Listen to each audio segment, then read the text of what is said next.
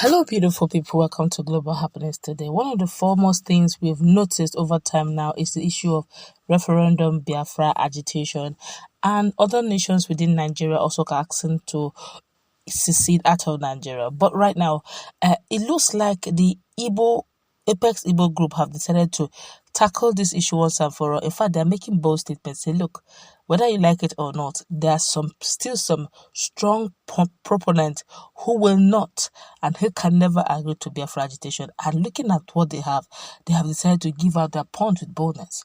Well, before we go to the newspaper to find out how true their claims are that looking at Nigeria, Biafra may not exist at all. Like and subscribe to our channel by clicking on the red subscribe button. Beside it, you'll see a bell notification icon. Please go ahead, click on it to get notified as soon as we update our channel on YouTube.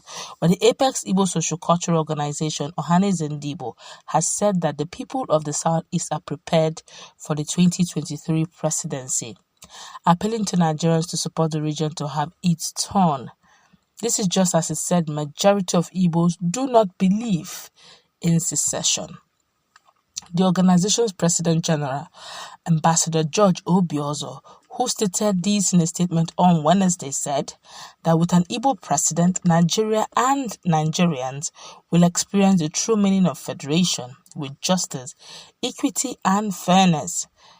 I quote him, "We should be mindful of those who want to pursue a politically motivated strategy that treats the Southeast as a hostile territory, which is grossly wrong and unacceptable definition of the situation in Southeast. Overwhelming majority, overwhelming majority of Ndigbo do not believe in secession or separatism from Nigeria," he said. In the statement titled, "Igbos are prepared for 2023 presidency," Obiozo said the people of the region are more united than the North and the Southwest when they had their turns to produce the president.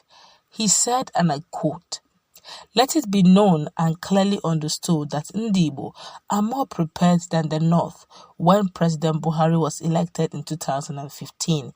By then, Boko Haram had threatened to overrun the North and the country, and the nation's priority then was security.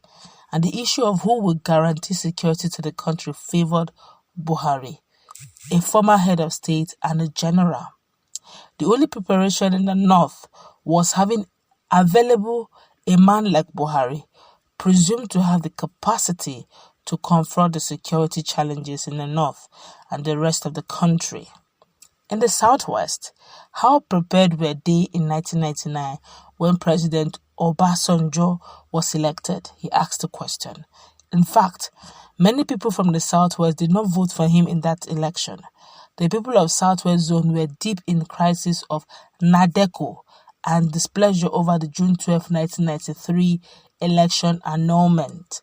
Here, notwithstanding, the Nigerian nation and the people through the two main national political parties zoned the presidency to the Southwest in order to heal and reconcile the nation over the post-1993 election crisis. The former Nigerian's ambassador to the United States explained that zoning the presidency to the Southeast is an idea whose time has come. I quote him again. He says, "Certainly, Ndigbo are prepared and are looking forward to it as a national priority.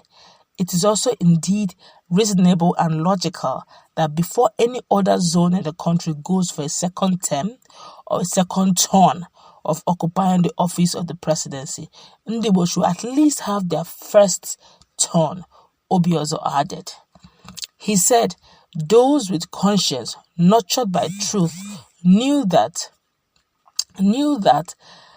Yoruba have had a fair share of power since 1999, with 8 years of former President Olusegun Obasanjo and Professor Yemi Osibanjo, who would be completing 8 years as Vice President in 2023 under Buhari's presidency.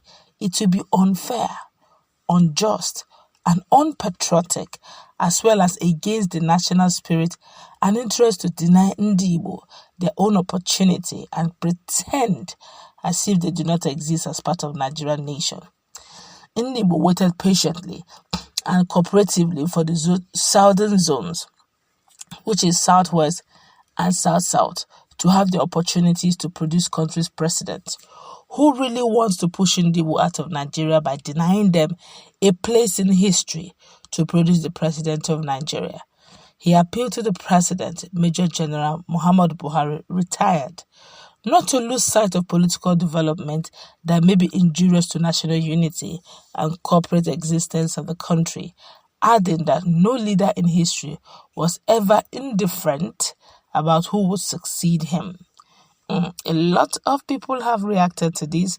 Quite a strong word. It's actually also, if you look at what he's saying, it's actually saying that much as there's so much strong agitation for Biafra, strong agitation to secede out of the country, born out of marginalization, born out of insecurity, born out of neglect, and with that word, no victor, no vanquish, looking as if it's just a mere word, but in practicality, there seems not to be equity, justice, and fairness, especially coming from the angle from the region that feels marginalized, and every action they take shows that they are feeling it, But right now, Obiaza is saying, much as they will say that there's so much agitation for Biafra, they said there's so much more for those who are saying they want to stay in Nigeria, they don't want to quit, that Biafra is just a second thought, that the main point or the main issue is Igbo presidency.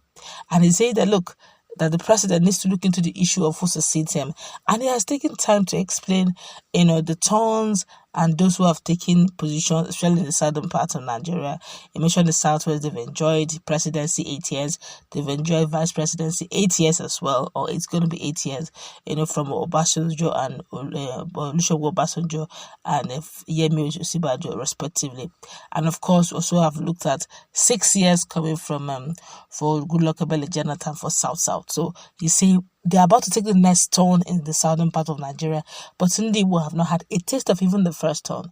But with Biafra agitation getting strong, Nigerians have decided to react to this. I'm going to take one or two of some of what they are saying. It's quite a painful one. This one here is more reason to have a referendum. The truth is that all parts of Nigeria wants out, but are too cowardly to speak out. Only the Igbos are bold to speak out. When and if the referendum finally comes, that is when you will realize that most part of Nigerians are looking for a way out. This one here is saying there's nothing like Biafra or Yoruba nation. Sunday Igbo and Nnamdi Kanu are both people who are used by politicians to deceive the people. Nigeria is one body and will never be separated by anyone.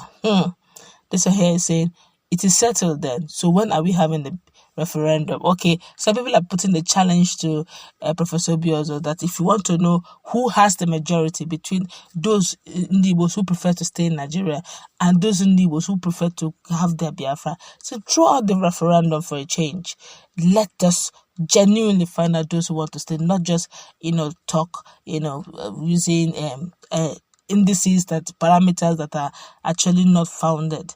So do it practically. Let referendum take place. They will now know those truly who want to be.